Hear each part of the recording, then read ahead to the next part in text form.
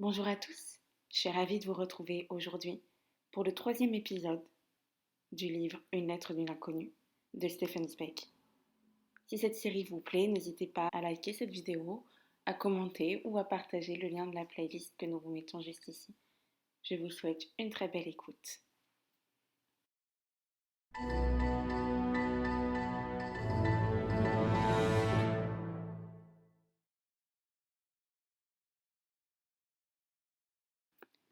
Mon enfant est mort la nuit dernière. Désormais, je serai seule de nouveau s'il me faut vraiment continuer à vivre. Demain viendront des hommes, inconnus, grossiers, vêtus de noir, et ils apporteront un cercueil. Ils y coucheront mon pauvre, mon unique enfant. Peut-être viendront aussi des amis qui apporteront des couronnes.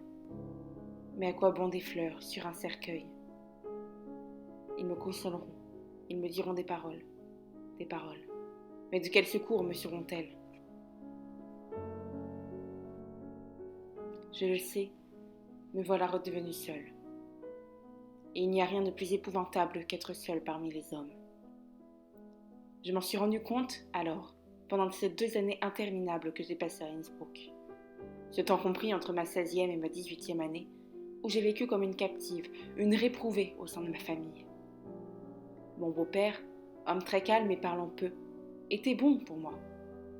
Comme pour réparer une injustice involontaire, ma mère se montrait docile à tous mes désirs. Des jeunes gens s'empressaient autour de moi, mais je les repoussais tous avec une obstination passionnée. Je ne voulais pas vivre heureuse et contente loin de toi, et je me plongeais dans un sombre univers fait de solitude et de tourments que je m'imposais moi-même. Les jolies robes neuves qu'on m'achetait, je ne les portais pas. Je refusais d'aller au concert et au théâtre ou de prendre part à des excursions en joyeuse société. À peine sortais-je de la maison. Croiras-tu, mon bien-aimé, que dans cette petite ville où j'ai vécu 2 années, je ne connais pas 10 rues? J'étais en deuil et je voulais être en deuil. Je m'enivrais de chaque privation que j'ajoutais à la privation de ta vue. Et surtout, je ne voulais pas me laisser distraire de ma passion. Je ne voulais que vivre en toi. Je restais assise chez moi, pendant des heures, pendant les journées. Je ne faisais rien que penser à toi sans cesse, me remémorant toujours les 100 petits souvenirs que j'avais de toi, chaque rencontre et chaque attente.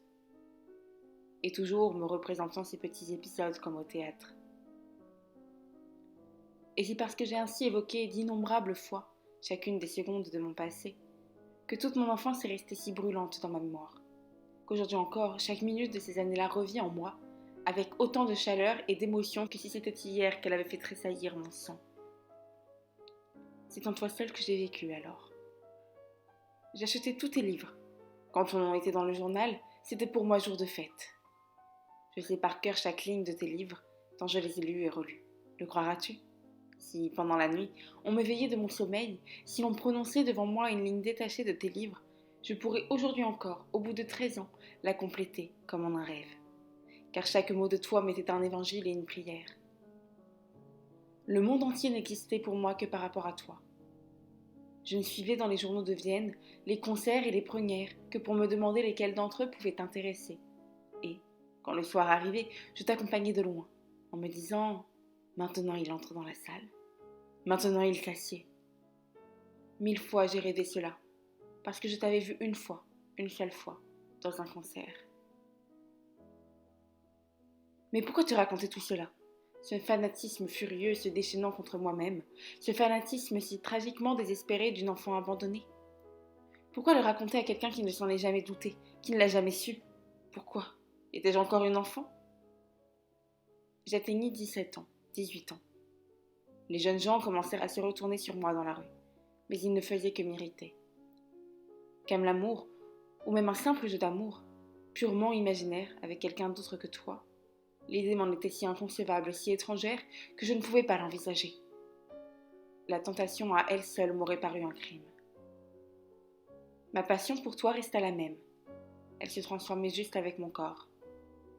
À mesure que mes sens s'éveillaient, elle devenait plus ardente, plus concrète, plus féminine.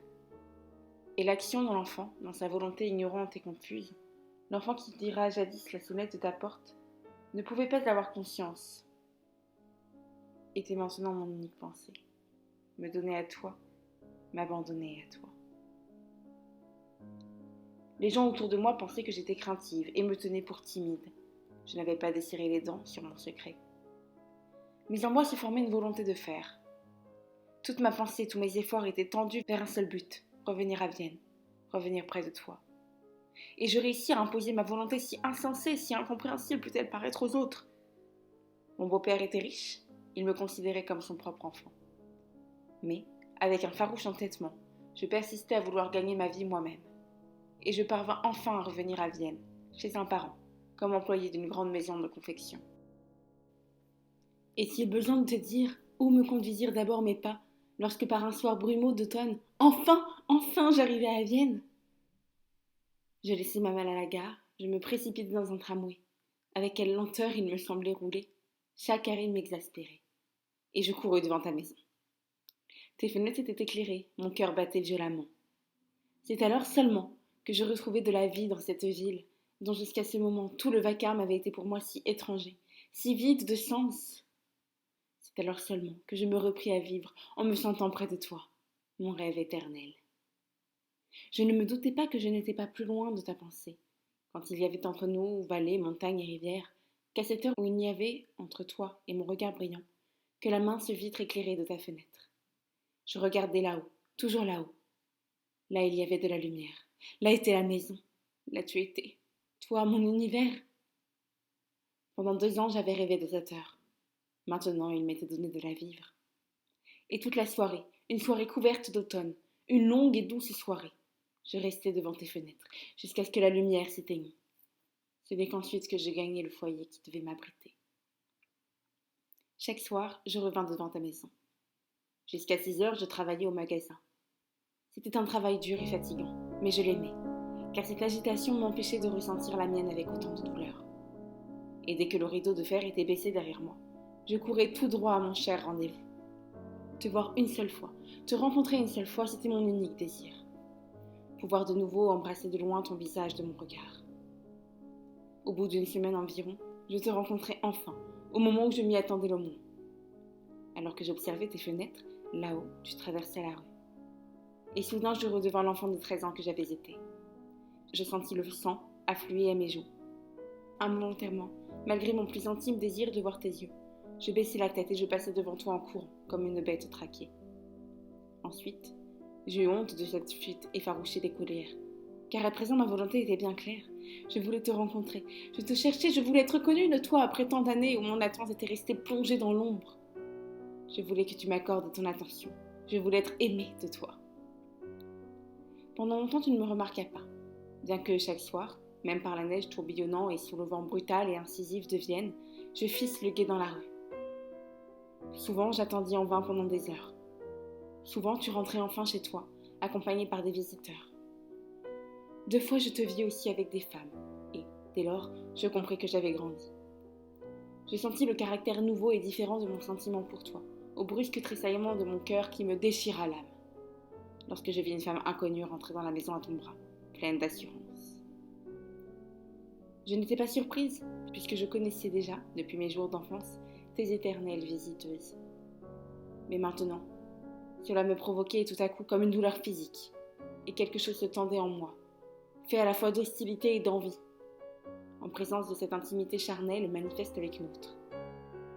Puérilement fière comme j'étais, et comme je le suis peut-être toujours, je restai un jour entier éloignée. Mais qu'elle fut atroce pour moi, cette soirée d'orgueil et de révolte passée sans voir ta maison. Le lendemain soir, je revenais humblement à mon poste. Je t'attendais toujours, comme, pendant toute ma destinée, j'ai attendu devant ta vie qui m'était fermée. Et enfin, un soir, tu me remarquas. Je t'avais vu venir de loin et je concentrais toute ma volonté pour ne pas m'écarter de ton chemin. Le hasard voulut qu'une voiture qu'on déchargeait obstruait la rue, et tu fus obligé de passer tout près de moi. Ton regard distrait se posa involontairement sur moi, pour aussitôt, rencontrant l'intention du mien, comme le souvenir me fit alors tressaillir, devenir ce regard que tu as pour les femmes, ce regard tendre, caressant, et en même temps pénétrant jusqu'à la chair. Ce regard large et déjà conquérant, qui, pour la première fois, fit de l'enfant que j'étais une femme et une amoureuse. Pendant 1 ou 2 secondes, ce regard fascina le mien, qui ne pouvait ni ne voulait s'arracher à lui. Puis tu passas, mon cœur battait. Malgré moi, je fus obligée de ralentir le pas. Et comme je me retournais avec une irrésistible curiosité, je vis que tu t'étais arrêté et que tu me suivais du regard. À la manière dont tu m'observais avec une curiosité intéressée, je compris aussitôt que tu ne m'avais pas reconnu. Tu ne me reconnus pas, ni alors ni jamais. J'admets que tu ne m'as reconnu. Comment, ô mon bien-aimé, te décrire la désillusion que j'éprouvais en cette seconde? Je subissais alors pour la première fois cette fatale douleur de ne pas être reconnue par toi.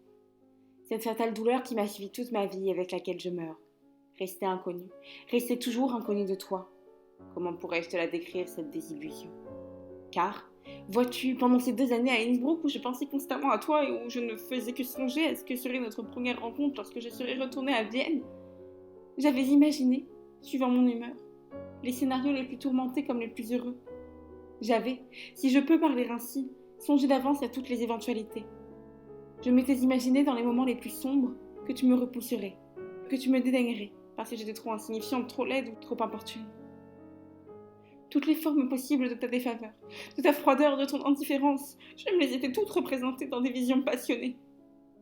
Mais, dans mes heures les plus noires, dans la conscience la plus profonde de mon insignifiance, je n'avais pas même osé envisager cette éventualité, la plus épouvantable de toutes, que je n'avais même pas porté la moindre attention à mon existence. Aujourd'hui, je le comprends. Ah, tu m'as appris à comprendre bien des choses. Le visage d'une jeune fille, d'une femme, est forcément pour un homme un objet extrêmement variable. Le plus souvent, il n'est qu'un miroir où se reflète tantôt une passion, tantôt un enfantillage, tantôt une lassitude. Et il s'évase si vite, comme une image dans une glace, qu'un homme peut sans difficulté oublier le visage d'une femme, d'autant mieux que l'âge y fait alterner l'ombre et la lumière, et que des costumes nouveaux l'encadrent différemment. Les résignées. Voilà celles qui ont la véritable science de la vie. Mais moi, la jeune fille que j'étais alors, je ne pouvais pas comprendre que tu m'eusses oubliée. Je ne sais comment, à force de m'occuper de toi, si démesurément et incessamment, une idée chimérique s'était formée en moi. Il me semblait que cela allait de soi. Toi aussi, tu pensais souvent à moi et m'attendais. Comment aurais-je pu respirer encore si j'avais eu la certitude que je n'étais rien pour toi, que jamais aucun souvenir de moi ne venait effleurer ton esprit? Ce douloureux réveil devant ton regard, qui me montrait que rien en toi ne me connaissait plus, que le fil d'aucun souvenir ne joignait ta vie à la mienne, ce fut pour moi une première chute dans la réalité, un premier pressentiment de mon destin. Donc, tu ne me reconnus pas. Et lorsque, 2 jours plus tard, lors d'une nouvelle rencontre, ton regard m'enveloppa avec une certaine familiarité, tu ne me reconnus pas davantage comme celle qui t'avait aimée et que tu avais éveillée à la vie du cœur, mais simplement comme la jolie jeune fille de 18 ans, qui, 2 jours auparavant, au même endroit, avait croisé ton chemin. Tu me regardas avec une aimable surprise. Un léger sourire se joua autour de ta bouche. De nouveau, tu passas près de moi et ralentis aussitôt ta marche. Je me vis à trembler. Je frémissais d'une voix muette. Tu allais m'adresser la parole. J'ai senti que, pour la première fois, j'existais pour toi. Moi aussi, j'ai ralenti le pas et je ne cherchais pas à t'échapper. Et soudain, sans me retourner, je sentis que tu étais derrière moi. Je compris que maintenant, pour la première fois, j'allais entendre ta chère voix me parler. L'attente était en moi comme une paralysie, et je craignais d'être obligée de m'arrêter tellement mon cœur battait fort. Tu étais parvenu à mon côté. Tu me parlais avec ta manière doucement enjouée, comme si nous étions depuis longtemps amis. Ah, tu n'avais pas la moindre idée de qui je pouvais être. Jamais tu n'as rien su de ma vie. Tu me parlais avec une aisance si merveilleuse que je pus même te répondre. Nous marchâmes ensemble tout le long de la rue. Puis tu me demandas si je ne voulais pas dîner avec toi. J'acceptai. Qu'aurais-je osé te refuser? Nous dînâmes ensemble, dans un petit restaurant. Sais-tu où? Certainement non. Pourquoi distinguerais-tu cette soirée de tant d'autres semblables? une femme entre sang, une aventure dans une chaîne d'aventures déroulant éternellement ses anneaux. Et puis quel souvenir aurais-tu pu garder de moi? Je parlais très peu, parce que c'était pour moi un infini bonheur de t'avoir près de moi et de t'entendre me parler. Je ne voulais pas gaspiller un seul instant de ta conversation, par une question ou par une sotte parole. Jamais ma gratitude n'oubliera cette heure, ni la manière dont tu répondis à ce qu'attendait de moi ma vénération passionnée. Tu fus tendre, doux et plein de tact, sans jamais te montrer importun, évitant si caressante tendresse que d'autres se permettent trop vite. Du premier moment, ton attitude fut si amicale et si sûre. Elle semblait mériter tant de confiance que tu m'aurais conquise et tout entière, si je n'avais pas déjà été tienne de toute ma volonté et de tout mon être. Ah, tu ne sais pas quel acte admirable tu accomplis ce soir-là, en ne descendant pas 5 années d'attente juvénile. Il était tard, nous partîmes. À la porte du restaurant, tu voulais savoir si j'étais pressée ou si j'avais le temps. Comment aurais-je pu te cacher que j'étais à ta disposition? Je te répondis que j'avais le temps. Puis tu me demandas, en surmontant vivement une légère hésitation, si je ne voulais pas venir un moment chez toi pour bavarder. Avec plaisir, fis-je de tout mon cœur, trouvant cela tout naturel. Je vis aussitôt que la rapidité de mon acceptation t'avait frappé, qu'elle te peinait ou te réjouissait, mais en tout cas, tu étais visiblement surpris. Aujourd'hui, je comprends ton étonnement. Je sais qu'il est d'usage chez les femmes, même quand elles éprouvent le brûlant désir de s'abandonner, de désavouer leur inclination, de simuler un effroi, une indignation, qui demandent tout d'abord à être apaisées par de pressantes prières, de mensonges, des promesses, des serments. Je sais que seuls, peut-être, les professionnels de l'amour, les prostituées, répondent à de telles invitations par un consentement aussi joyeux et complet, ou encore de toute jeune, de toute naïve adolescente. Mais en moi, comment pouvais-tu t'en douter? Ce n'était que la volonté s'avouant à elle-même, le désir ardent et contenu pendant des milliers de jours, qui, brusquement, se manifestait. Quoi qu'il en soit, tu étais étonné. Je commençais à t'intéresser. Je sentais qu'en marchant pendant notre conversation, tu m'examinais de côté comme si je te surprenais. Ton sentiment, ce sentiment si magiquement sûr en fait de psychologie humaine, flairait une chose extraordinaire, devinait un mystère en cette gentille et complaisante jeune fille. J'avais éveillé ta curiosité et je remarquais par la forme enveloppante et subtile de tes questions que tu voulais saisir ce mystère. Mais je me tenais sur mes gardes. J'aimais mieux passer pour une folle que te dévoiler mon secret. Nous montâmes chez toi. Excuse-moi, mon bien-aimé, si je te dis que tu ne peux pas comprendre ce que fut pour moi cette montée, cet escalier. Quel enivrement, quel trouble j'éprouvais, à quel bonheur fou, torturant, mortel presque j'étais en proie. Maintenant encore à peine puis-je y penser sans larmes. Et pourtant je n'en ai plus. Mais imagine-toi que chaque objet était pour ainsi dire imprégné de ma passion, représentait un symbole de mon enfance, de mon désir. La porte devant laquelle je t'ai attendu 1000 fois, l'escalier où j'ai toujours épié et deviné ton pas, et où je t'ai vu pour la première fois. La première lunette par laquelle j'ai guetté de toute mon âme, le tapis devant la porte, sur lequel un jour je me suis agenouillée, le grincement de la clé qui toujours m'a fait quitter en sursaut mon poste d'écoute. Toute mon enfance, toute ma passion avait ici leur nid, dans ces quelques mètres d'espace. Là se trouvait toute ma vie. Et voici qu'une sorte de tempête s'abattait sur moi, maintenant que tout s'accomplissait, et qu'avec toi, moi avec toi, j'entrais dans ta maison, dans notre maison. Pense que jusqu'à ta porte, mes mots certes ont un air banal, mais je ne peux pas le dire autrement. Tout, durant mon existence, n'avait été que triste réalité. Je n'avais vu devant moi qu'un monde terne et quotidien. Et voilà que s'ouvrait le pays enchanté dont rêve l'enfant, le royaume d'Aladin. Pense que, 1000 fois, mes yeux avaient fixé ardemment cette porte, que je franchissais à présent d'un pas chancelant. Et tu sentiras seulement car jamais mon bien-aimé tu ne le sauras tout à fait, combien d'heures de ma vie se concentraient en cette vertigineuse minute. Je passais chez toi toute la nuit. Tu ne t'es jamais douté qu'avant toi, jamais un homme ne m'avait touché, n'avait effleuré ou vu mon corps. Comment aurais-tu pu le supposer, mon bien-aimé, puisque je ne t'offrais aucune résistance, que je réprimais toute hésitation de pudeur pour que tu ne puisses deviner le secret de mon amour qui t'aurait sans doute effrayé. Car l'amour, pour toi, ne peut être que quelque chose de léger, revêtant la forme d'un jeu et dénué d'importance. Tu redoutes de t'immiscer dans une destinée. Tu veux t'abandonner sans mesure à toutes les joies du monde, mais tu ne veux pas de sacrifice.